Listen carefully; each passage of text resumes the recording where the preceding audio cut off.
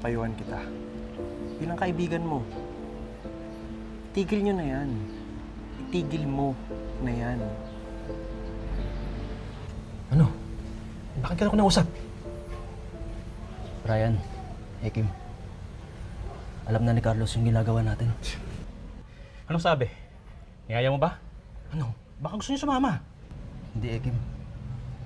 Sinabi niya kay Sir Tony. Problema to! Hindi. Sige.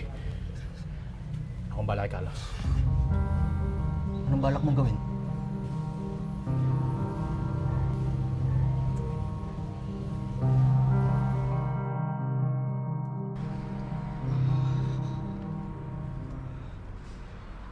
Carlos!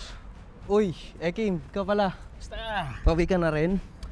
Alam mo, hinintay talaga kita eh. Ganun ba? Bakit? Ano yan? Huwag na tayo magpaligoy-ligoy.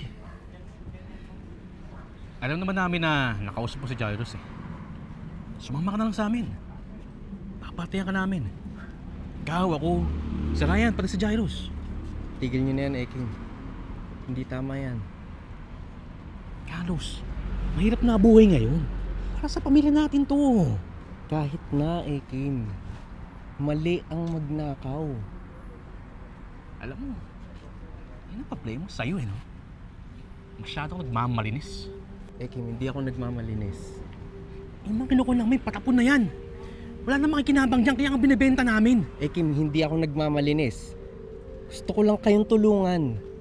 Kasi nga mali ang ginagawa nyo eh. Gusto nyo ba mapahamak? Mapapahamak kayo niyan. Mapapahama kami kung isusumbong mo kami. May tamang paraan naman kasi para kumita.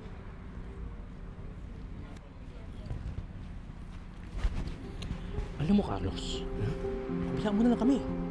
Ano naman kailangan? Wala ka naman kinalaman dito eh. Ha? Kim. Ha? Wala ka naman dito. Huwag mong hintayin na may mangyari hindi maganda. Kim. Ha? Ano na?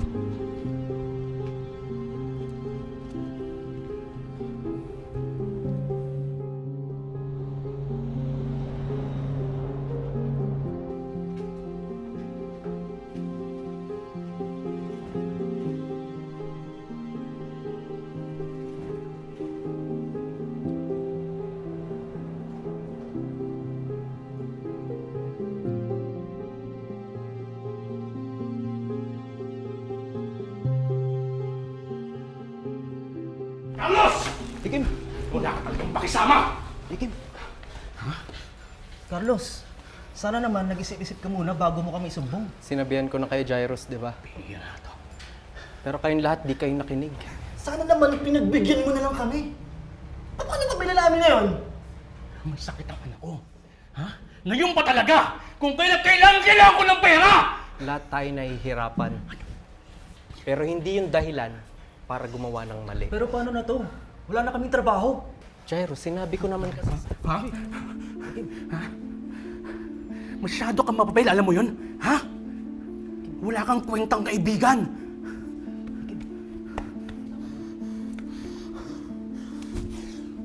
Hindi pa tayo tapos, Carlos.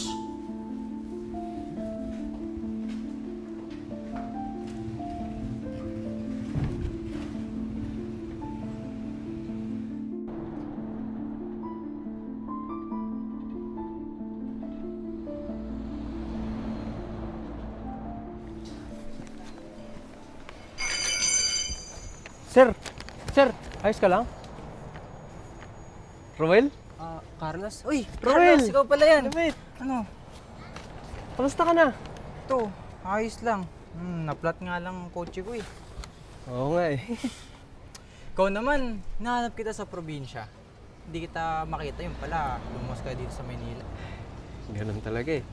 Kailangan mag-start ng bago. Pero ikaw, abogado ka na?